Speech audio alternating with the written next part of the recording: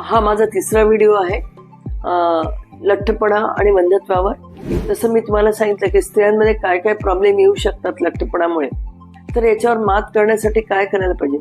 स्त्रियांनी कमीत कमी रोज 50 मिनिटं फिरायला पाहिजे, म्हणजे आठवड्यातनं 150 मिनिटं फिरायला पाहिजे कामाच्या व्यतिरिक्त, किंवा दोरीवरच्या उड्या, किंवा जर त्यांना सायकलिंग येत असेल तर सायकलिंग करावी, किंवा ज्यांना पोहणं येत असेल त्यांनी पोहावं अर्धा ते पाऊण तास.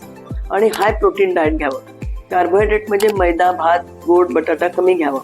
आणि पॉलिसिस्टिक ओव्हरी किंवा पीसीओचे जे पेशंट असतात, 70% पीसीओ मध्ये ओबेसिटी आहे किंवा लठ्ठपणा आहे, ते या पीसीओच्या पेशंटमध्ये सुद्धा यांना एक डाएट असतं पीसीओ डाएट, ते डाएट त्यांनी फॉलो करायला पाहिजे. म्हणजे जास्त प्रोटीन डाएट, कमी कार्बोहायड्रेट, कमी फॅट डाएट, या गोष्टी फार महत्त्वाच्या आहेत. आणि दुसरी गोष्ट म्हणजे जर यांचा BMI म्हणजे हाईट टू वेट रेशो जर 30च्या वर असेल तर यांना बॅरिएट्रिक सर्जरी म्हणजे ऑपरेशन करून चरबीचं प्रमाण कमी करावं लागते आणि मग ट्रीटमेंट करावी लागते. जर बॅरिएट्रिक सर्जरी केली तर 12 ते 18 महिन्यानंतर मग बाळ होऊ देता येते यांना. त्याच्यामुळे या गोष्टी स्त्रियांनी लक्षात घ्यायला पाहिजे की यांना एक तर अंडकोश बनण्यासाठी गोळ्यांचा डोस, इंजेक्शनचा डोस जास्त लागतो, किंवा यांना IUI करावं लागते, किंवा लेटर ऑन यांना IVF करायची पण वेळ येते.